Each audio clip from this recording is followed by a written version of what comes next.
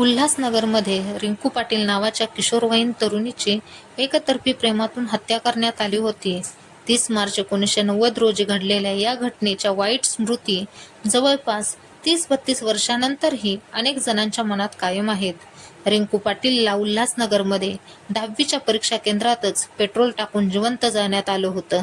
एकतर्फी प्रेमातून घडलेल्या महाराष्ट्रातील घटनांची आठवण काढताना उल्हासनगरची रिंकू पाटील, सांगलीची अमृता देशपांडे ही नावे प्रामुख्याने समोर येतात. 30 मार्च 1990चा तो दिवस. 10वीची परीक्षा सुरू होती. परीक्षा केंद्रावरील सर्वच विद्यार्थ्यांची लगबग चालू होती. विद्यार्थ्यांच्या पालकांचीही केंद्राबाहेर गर्दी होती. विद्यार्थी, पालके, शिक्षक, पर्यवेक्षक यांनी परीक्षा केंद्राचा परिसर फुलून गेला होता. 16 वर्षांची रिंकू ही परीक्षेची पूर्ण तयारी करून आली होती. पुढील काही मिनिटात आपल्यासोबत अघटित घडणार आहे याची पुसटशी कल्पना देखील तिला नसेल. इतक्यात हातात तलवार, पिस्तूल आणि पेट्रोलचा कॅन घेऊन 4घे जण परीक्षा केंद्रात घुसले. मुख्य आरोपी हरीश पटेल याच्यासोबत अनुप प्रतापसिंग वर्मा आणि अशोक वाघ होते. बंदोबस्तासाठी असलेल्या पोलिसांवरही त्यांनी हल्ला केला. पाहता पाहता परीक्षा केंद्रात एकच हल्लकल्लोळ उडाला. कोणालाही काही समजण्याच्या आतच वेगाने घडामोडी घडत होत्या. त्यानंतर एका वर्गात शिरून चौघांनी त्याचं दार आतून बंद केलं. रिंकू पाटील तिथेच घाबरून उभी होती. चौघांनी तिला इतर विद्यार्थ्यांपासून बाजूला उभं केलं. रिंकूसह वर्गातील सर्वांचेच चेहरे भेदरलेले दिसत होते. आरोपींनी रिंकूच्या अंगावर पेट्रोल ओतलं. रिंकूला मृत्यू डोळ्यासमोर दिसत असावा. काही क्षणातच त्यांनी काडी ओढली आणि रिंकूच्या अंगावर फेकली.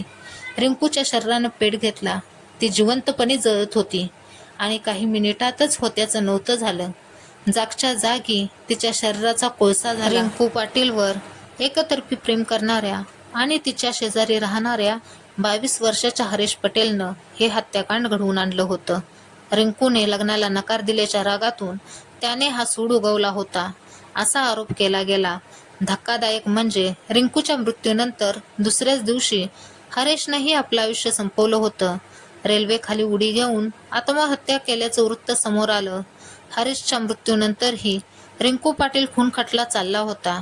रिंकूच्या हत्येत सहभागी असणारे आरोपी अनुप प्रतापसिंह वर्मा आणि अशोक वाघ यांना हत्येचे षडयंत्र रचल्याप्रकरणी दोषी ठरवण्यात आलं होतं. त्यांना न्यायालयाने जन्मठेपेची शिक्षा सुनावली होती. अनुप प्रतापसिंह वर्माचं कृत्य अत्यंत विकृत असल्याचं सरकारी पक्षाने कोर्टात म्हटलं होतं. त्यानंतर त्याला 28 वर्षांच्या कारावासाची शिक्षा झाली होती.